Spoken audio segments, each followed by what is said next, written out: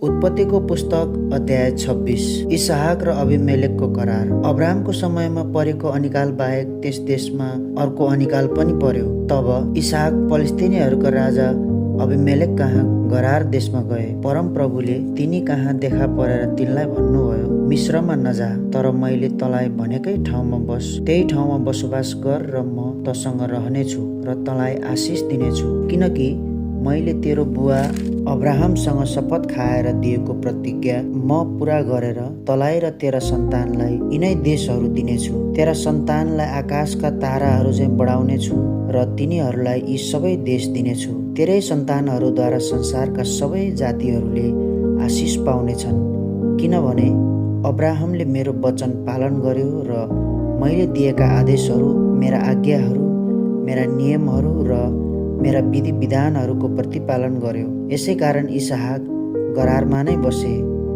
त्यस ठाउँका मानिसहरूले तिनकी पत्नीको विषयमा सोधपुछ गर्दा तिनी मेरी बहिनी हुन् भने, किनभने रिबेकाको खातिर त्यस ठाउँका मानिसहरूले मलाई मारिहाल्लान् भनी रिबेकालाई आफ्नी पत्नी भन्न तिनी डराए, किनकि रिबेका अत्यन्तै सुन्दरी थिइन्। इसहाक त्यहाँ धेरै दिन बसेपछि फलिस्तीनीहरूका राजा अबिमेलेकले झ्यालबाट हेर्दा इसहाक आफ्नो पत्नी रिबेकासँग प्रेम किडा गरिराखेका देखे। यसकारण अबिमेलेकले इसहाकलाई बोलाएर भने, हेर, तिनी त साँच्चै तिम्री पत्नी रहेछिन्, किन तिमीले तिनी मेरी बहिनी हुन् भन्यौ? इसहाकले उनलाई भने, किनभने तिनको खातिर मलाई यहाँका मानिसहरूले मार्लान् भन्ने मैले सोचेँ। अबिमेलेकले भने, तिमीले हामीसँग यो के गरेको? कुनै मानिसले तिम्री पत्नीसित कुकर्म गर्दो हो त? तिमीले हामीमाथि दोष ल्याउने थियो। यसकारण अबिमेलेकले सबै मानिसहरूलाई यसो भनेर चेतावनी दिए, यी मानिस अथवा यिनकी पत्नीलाई छुने जुनसुकै मानिसलाई पनि निश्चय नै मृत्युदण्ड हुनेछ।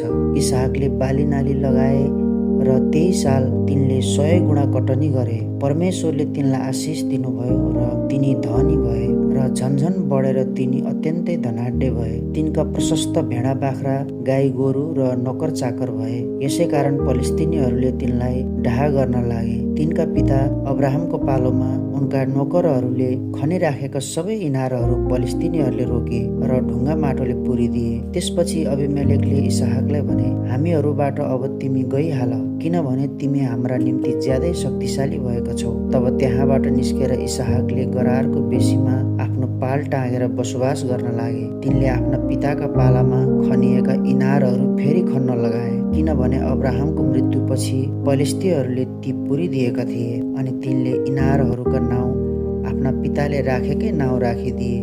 बेसीमा खन्दा इसहाकका नोकरहरूले उम्रेको पानीको मूल भेटाए, तर गरारका गोठालाहरू इसहाकका गोठालाहरूसँग यो पानी हाम्रो हो भनेर झगडा गर्न लागे। यसकारण तिनले त्यस इनारको नाउँ एसेक राखे, किनभने उनीहरूले तिनीहरूसँग झगडा गरेका थिए। तब तिनीहरूले अर्को इनार खने र त्यसमा पनि झगडा भयो। यसकारण तिनीहरूले त्यसको नाउँ सित्ना राखे।